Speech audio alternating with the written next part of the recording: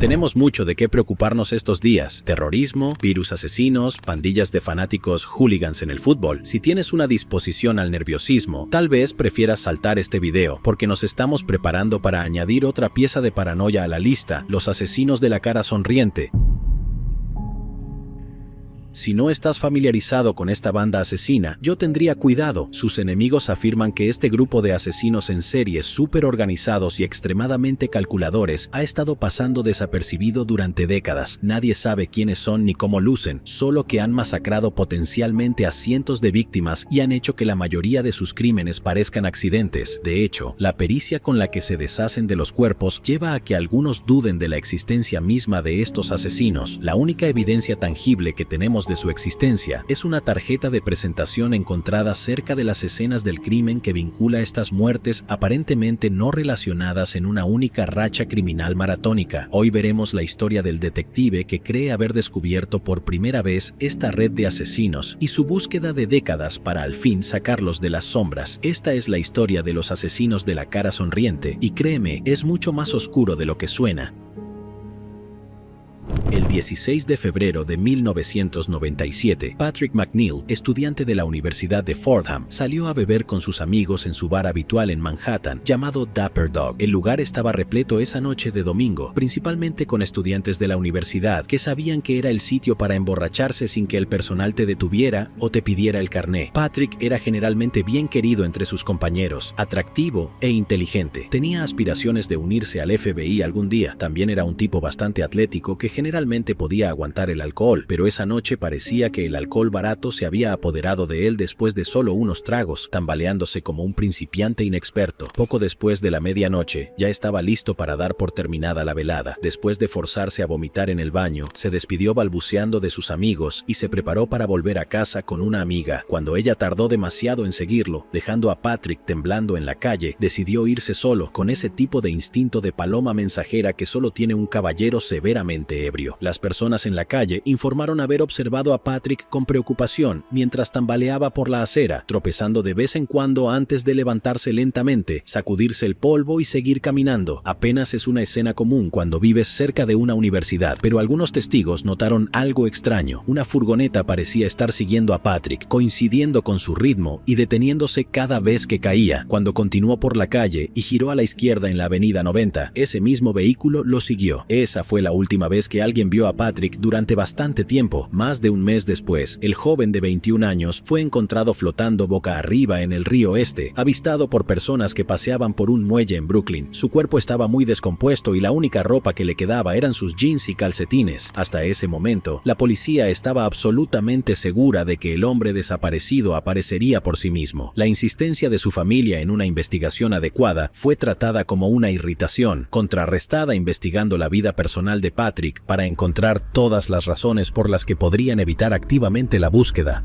Un detective le dijo a los periódicos que el popular Patrick había dejado embarazadas a varias mujeres y que estaba huyendo del estrés. En una línea similar, el gerente del Dapper Dog sugirió que estaba inyectándose heroína en el lado oeste. Toda esa difamación de su carácter parecía bastante desagradable ahora que se les decía a los pobres padres del chico que su hijo había caído al río y se había ahogado esa noche. Si realmente estaba huyendo de sus responsabilidades, entonces el joven aparentemente estaba dispuesto a llegar muy lejos. Todos los esfuerzos de su familia, que incluían repartir 10,000 volantes con un ejército de voluntarios, fueron en vano. Ahora solo quedaba una pregunta por responder. ¿Se cayó de veras Patrick o tal vez fue empujado adrede? Determinar cuál era el caso era el trabajo del destacado detective de homicidios de la policía de Nueva York, Kevin Gannon. A juzgar por este detective de homicidios y por las piernas inestables de Patrick, atestiguadas por docenas de clientes de bar y transeúntes, parecía probable que hubiera caído por accidente. Pero Gannon y el forense estuvieron de acuerdo en que algunas cosas simplemente no cuadraban. Por un lado, la acumulación de sangre en el cuerpo sugería que había muerto boca abajo, no boca arriba como lo encontraron, y el estado bastante poco avanzado del deslizamiento de su piel sugería que, en realidad, no había estado en el agua durante los 2 meses completos. Si no estás familiarizado con los detalles de la descomposición humana, deslizamiento significa que la piel se hincha y literalmente se desprende del cuerpo después de la muerte. Traten de no pensar demasiado en ello. Entonces, si Patrick no estuvo flotando en el agua todo ese tiempo, ¿dónde estaba? Bien amigos, la autopsia reveló lo que podrían haber sido marcas de ligaduras alrededor de su muñeca y cuello. Gannon tenía la teoría de que el joven había sido secuestrado y retenido contra su voluntad esa noche de febrero, para luego ser asesinado en algún lugar cerrado antes de acabar arrojado al río post-mortem. De repente, ese furgón que pasaba por la carretera detrás de la víctima parecía mucho más significativo. Gannon descubrió que uno de los testigos logró anotar parcialmente la matrícula del vehículo después de darse cuenta de lo extraño que se comportaba el conductor. Así pues, el detective solicitó autorización para realizar una búsqueda. Para su consternación, la solicitud fue denegada citando los costos. El departamento no estaba convencido de que la muerte fuera tan sospechosa como para aprobar este trámite administrativo relativamente económico, y ese fue básicamente el final del asunto. El 16 de abril de 1997, el médico forense dictaminó oficialmente que la muerte fue un accidente y el caso se cerró. Increíble, amigos. Sin embargo, para Gannon siempre permanecería abierto. Es más, había entablado amistad con los padres en el camino y la madre le pidió, por favor, solo intenta demostrar que Patrick no era solo un joven borracho que cayó al río. Él le dijo, te lo prometo, te doy mi palabra, cuando me jubile, demostraré que tu hijo no era esa persona y que fue secuestrado y asesinado. Durante la próxima década, seguiría conociendo a muchos otros padres como ellos, cuyos hijos se habían ahogado en circunstancias que parecían muy sospechosas, y les daba la misma promesa una y otra vez. Él era el único decidido a revelar la verdad sobre lo que les había sucedido a sus hijos. Resulta que el caso McNeil fue la primera vez que Gannon se enfrentó a un enemigo que lo perseguiría por el resto de sus días. Gannon convirtió el caso McNeil en un proyecto personal, retirándose incluso de la fuerza. Su objetivo siempre fue reabrir la investigación para que las circunstancias de la desaparición de Patrick pudieran ser investigadas adecuadamente como un secuestro. Parte del proceso consistió en investigar las bases de datos de casos similares en el noreste de Estados Unidos para ver cómo se comparaban en términos de evidencia física y veredicto oficial, con la esperanza de encontrar un precedente para un nuevo enfoque del caso. De hecho, encontró algo mucho más perturbador. Parecía que había una epidemia de ahogamientos sospechosos en la zona, todos los cuales se consideraban accidentales. Exacto, amigos, como si las campanas de conspiración estuvieran sonando. En los siguientes años, Gannon comenzó a recopilar notas sobre más muertes que tenían similitudes inquietantes con la oleada de ahogamientos sospechosos que se amontonaban en su escritorio. Y aquí hay una lista de ellos.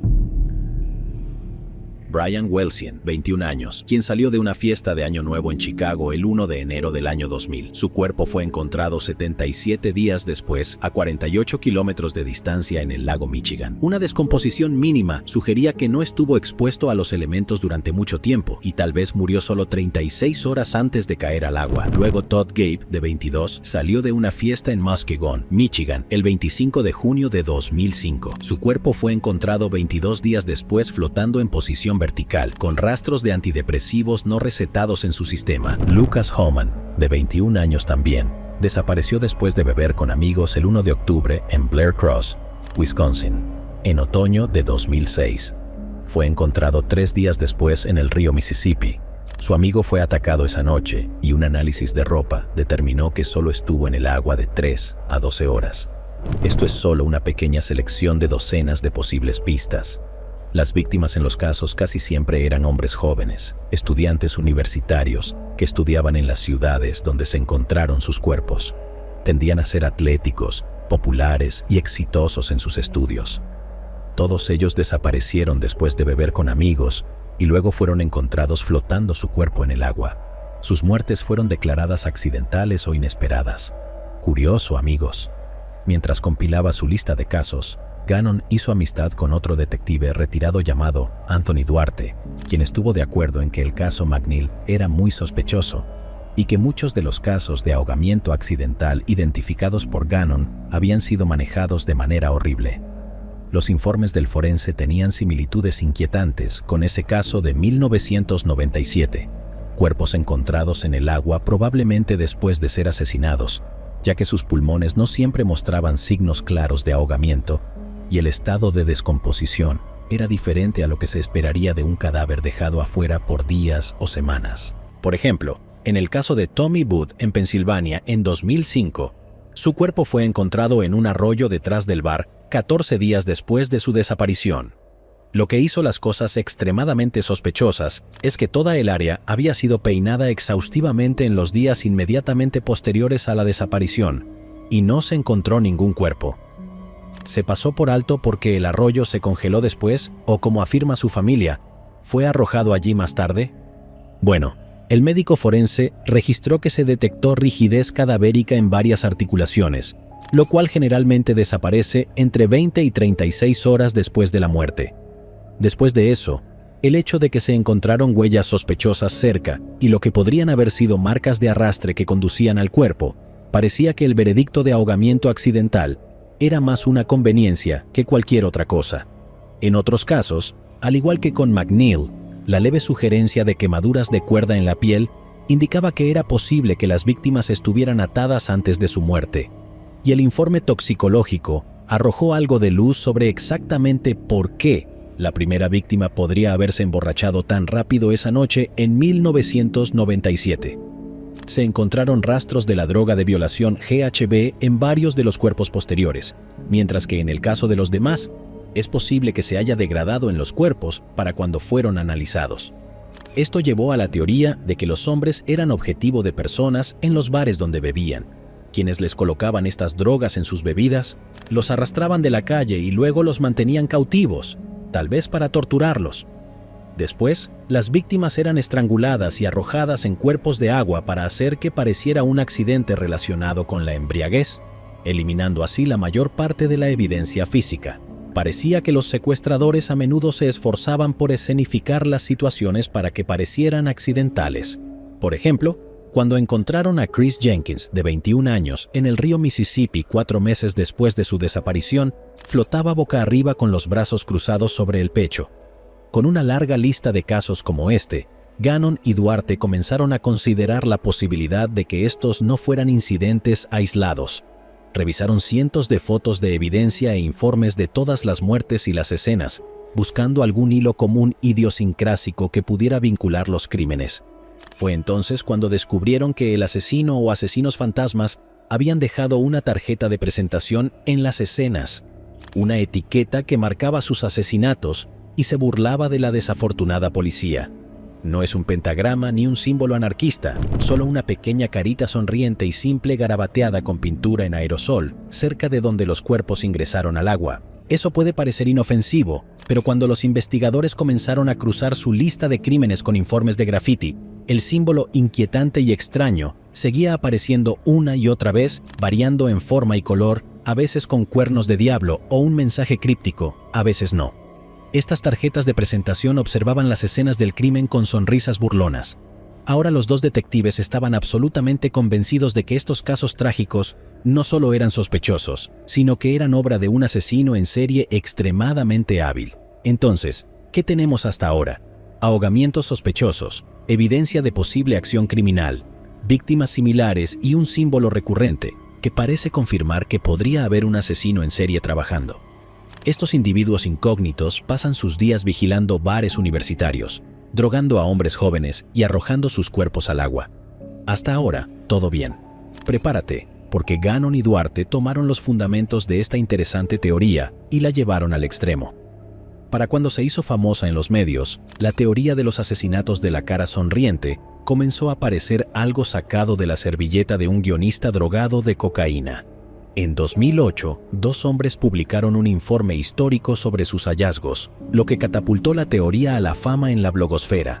El libro en sí suena bastante aburrido, estudios de casos sobre ahogamientos y ciencia forense, pero su tesis se parece más a una novela de thriller que a un libro académico. Aparentemente, es un manual sobre el manejo adecuado de cuerpos ahogados y la recolección de pruebas acuáticas, pero en realidad argumenta que los 14 casos podrían ser obra de una red altamente organizada de asesinos en serie, con capítulos en varias ciudades importantes de Estados Unidos. Gannon explicó en Oxygen.com, lo que hemos determinado es que son una banda bien estructurada y organizada, con células en las principales ciudades de Estados Unidos, que drogan, secuestran, retienen a las víctimas durante un tiempo antes de asesinarlas y luego las arrojan al agua. Cuando los muchachos aparecen muertos, generalmente hay un grafiti de una cara sonriente en la estructura artificial más cercana al lugar de desecho. En algunos casos, se encuentra en otros lugares, como en el caso de Tommy Booth, donde el símbolo estaba pintado en la pared trasera del bar donde fue visto por última vez bebiendo con amigos. En cuanto al motivo, los detectives creen que estos asesinos son simplemente perdedores frustrados sin trabajo ni amigos, por lo que sienten la necesidad de atacar a jóvenes que están prosperando en la vida. A estos asesinos de caras sonrientes les divierte dejar su marca registrada a la vista, tal vez como una forma de reclamar los asesinatos y verificarlos con sus compañeros. En cuanto a cómo organizaron los asesinatos, algunos de los cuales ocurrieron en la misma noche cientos de kilómetros aparte, se dice que la pandilla se comunica a través de la dark web. Gannon y Duarte incluso afirman que una vez lograron acceder a la página de inicio de sesión del grupo, donde se les pidió a través de un chat en vivo que ingresaran sus credenciales y encendieran la cámara web.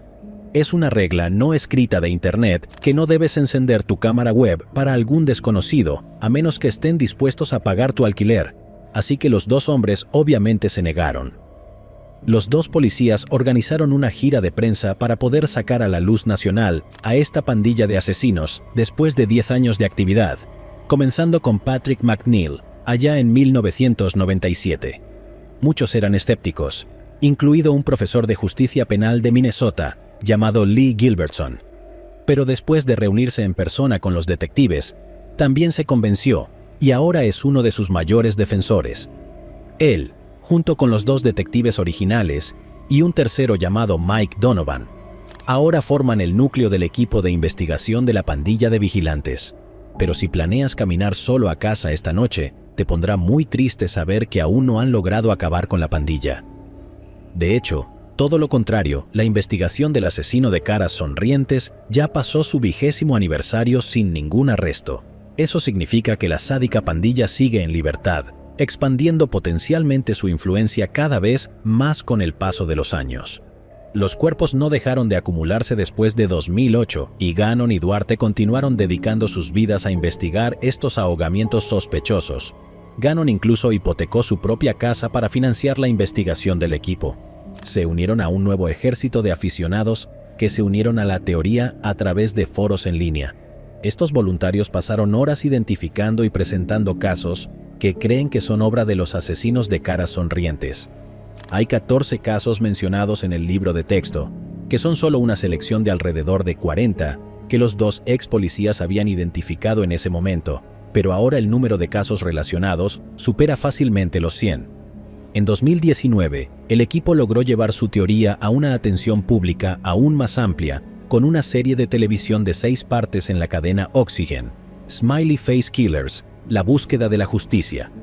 A través de ella, abarcan más presuntos crímenes, algunos tan recientes como enero de 2017, como la muerte de Dakota James.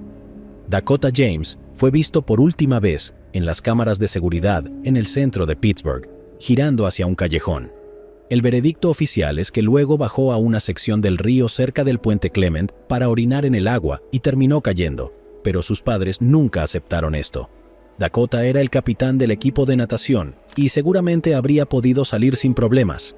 En cambio, fue encontrado 40 días después flotando a 16 kilómetros de distancia de donde fue visto por última vez. Para empeorar las cosas, 5 semanas antes de su muerte, había salido de fiesta con un grupo de amigos y se encontró repentinamente solo y desorientado en una calle desconocida. Él entró en pánico y le envió un mensaje a su amiga Shelly para que fuera a buscarlo. «No sé dónde estoy, tengo mucho frío, por favor ayúdame, estoy perdido», le dijo llorando. Cuando lo encontró utilizando el GPS de su teléfono, estaba en el primer piso de un edificio residencial. La camioneta oscura estaba estacionada en el carril equivocado y Dakota caminaba directamente hacia ella cuando ella se acercó y le gritó que fuera hacia ella. Él no explicó qué le había sucedido, solo dijo que había perdido alrededor de 4 horas de su memoria, de las 7 de la noche a las 11 de la noche. Ella le preguntó si quería ir al hospital pensando que lo habían drogado o violado, y bien pudo haber estado en lo correcto. Más tarde se encontró GHB en el informe de la autopsia, pero Dakota solo pidió ir a casa y nunca habló más al respecto. Estaba el conductor de la camioneta esperando para secuestrar a ese joven y 5 semanas después lograron hacerlo en un segundo intento. Gannon encontró una pieza de evidencia que sugería esto. Al observar las fotografías de la autopsia, se revelaron marcas sospechosas en el cuello del joven que aparentemente pasaron desapercibidas. El patólogo forense, Dr. Cyril Wacht, concluyó que la muerte podría haber sido debido a una estrangulación con ligadura. Casos como este son la razón por la cual el equipo está dispuesto a sacrificar tanto tiempo y dinero en una cruzada contra una amenaza oculta que afecta a la juventud de Estados Unidos. Si nos adentramos más en la madriguera del conejo y seguimos todas las investigaciones auxiliares que han surgido en línea, entonces los asesinos de caras sonrientes podrían haber expandido su alcance a través del océano. Sitios web en el extranjero que apoyan esta teoría afirman que esta red de asesinos ha golpeado más de asombrosas 350 veces en América del Norte y hasta Europa. Eso significa que sin importar dónde te encuentres, si estás caminando solo desde un bar por la noche, los asesinos de caras sonrientes podrían haberte marcado. Todos estamos en riesgo de convertirnos en su próxima víctima, pero espera un momento, bajemos el pánico por un segundo. Claro, Gannon y Duarte han obtenido algunas victorias en su búsqueda de justicia, y su trabajo a menudo es extremadamente importante para las familias desesperadas. ¿Pero eso significa que tienen razón sobre una conspiración de asesinatos de la Dark Web? Seguramente no necesito decírtelo, pero bueno, no realmente.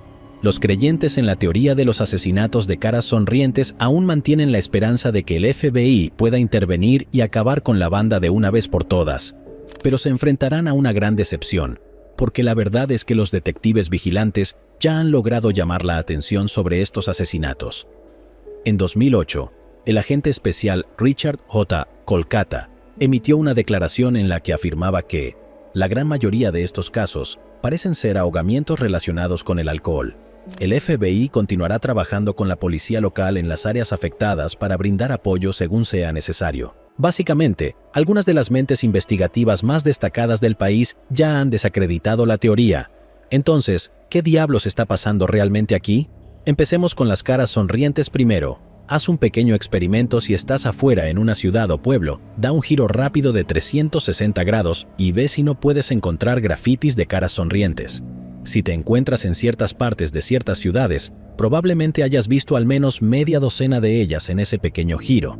Mi punto es que la cara sonriente es probablemente el grafiti más común, por mucho. El único otro contendiente es el clásico pene con sus bolas. Este fue uno de una lista interminable de críticas que el Centro de Investigación de Homicidios lanzó contra Gannon en 2012 en un artículo llamado Ahogando la teoría de los asesinatos de la cara sonriente. Argumentaron que en estos casos de ahogamiento solo puedes obtener una estimación aproximada de dónde entró la persona.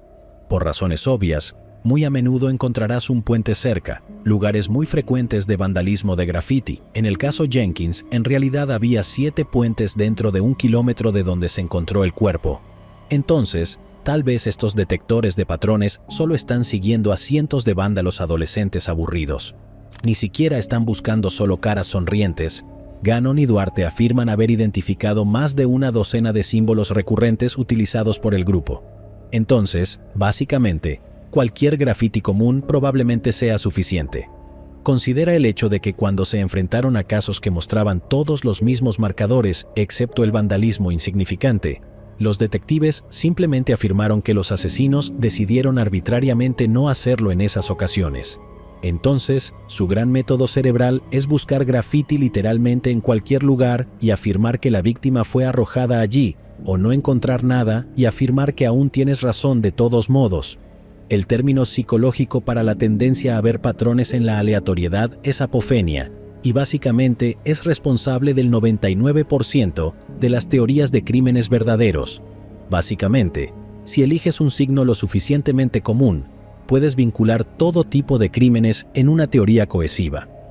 Dame unas pocas horas con acceso a los registros policiales del Reino Unido, y te prometo que encontraré al menos media docena de sobredosis en baños públicos en las que se haya garabateado un pene con bolas en la puerta con un marcador permanente. ¿Eso significa que Brian está siendo acechado por los asesinos del pene con bolas, un grupo de asesinos organizados que persiguen adictos en todo el país? Absolutamente no. Aunque si Oxygen puede ofrecer un contrato para un documental de 6 episodios, estoy dispuesto a seguir con esto. Entonces, si estás de acuerdo con que la conspiración de la pandilla de la Dark Web haya sido básicamente desacreditada, pero simplemente afirmas que cada muerte por ahogamiento es sospechosa. Eventualmente obtendrás 1 o 2 aciertos. En algunos casos, el estado sospechoso de descomposición era innegable y realmente había lo que parecían ser marcas de ataduras en las víctimas. En cuanto a los otros casos, los creyentes verdaderos te dirán que el agua lavó todas estas pruebas clave, pero según los expertos en investigaciones acuáticas, esto ignora el hecho de que el agua puede tener un efecto conservador en los cuerpos sin vida. Con técnicas adecuadas, incluso puedes obtener huellas dactilares de la piel de las víctimas que han estado bajo el agua durante algún tiempo, especialmente cuando la temperatura es baja. La mayoría de los casos que hemos mencionado ocurrieron en otoño e invierno, y hablando de bajas temperaturas, el fiscal del distrito Stephen Zappala, quien estuvo involucrado en el caso de Dakota James, ha declarado que en esa época del año, con la temperatura del agua, solo tienes un par de minutos antes de entrar en shock, y eso es todo. No importa si eres el capitán del equipo de natación o no, si estás embriagado y caes al agua helada, estás en serios problemas. Eso explicaría por qué esta presunta banda de asesinos en serie solo se dirige a estudiantes universitarios varones. Ese grupo demográfico tiende a beber bastante, caminar solos a casa y tal vez detenerse junto al agua para aliviarse. Es sorprendente lo común que es tambalearse por las orillas y caer al agua, más de lo que uno podría pensar. ¿Y alguna vez has intentado nadar mientras estás completamente drogado? Si lo has intentado, pronto descubrirías que no todas las drogas mejoran el rendimiento. Aparte de su uso como droga de violación, al parecer el GHB también se puede usar para lograr efectos similares al MDMA. Euforia, aumento del deseo sexual y tranquilidad. Y en el lado opuesto, pérdida de conciencia, náuseas y alucinaciones, según drugs.com. Eso significa que, en al menos algunos de los 30 casos, en los que se informó que estas sustancias o sustancias muy similares estaban presentes, las drogas podrían haber sido consumidas voluntariamente y podrían haber contribuido a la falta de coordinación física una vez que las víctimas se sumergieron en el agua. Por muchas razones obvias, esta idea no es aceptada por algunos de los padres afligidos. Sorpresa, sorpresa.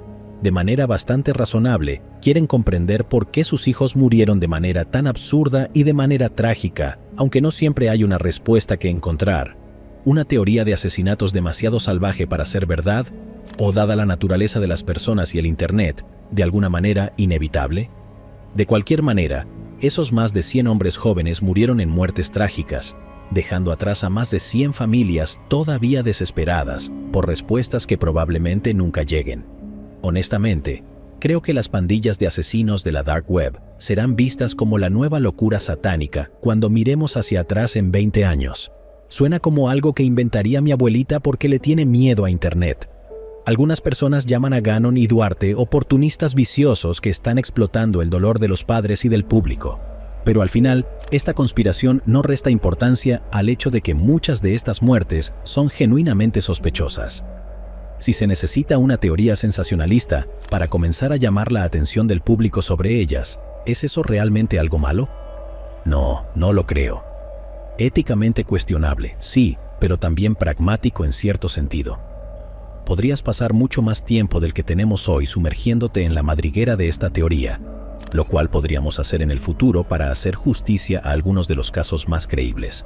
Sin embargo, para la gran mayoría de ellos, parecen ser una serie de horribles accidentes no relacionados. De alguna manera, esas tragedias cotidianas son mucho más preocupantes que cualquier otra cosa. Entonces, mientras los bares comienzan a abrir nuevamente este año, todos debemos tener en cuenta que los amigos no dejan que los amigos caminen solos a casa borrachos o sean secuestrados por bandas de asesinos de la Dark Web. Llegados aquí, ¿acaso no has visto este otro crimen? Yo no me lo perdería,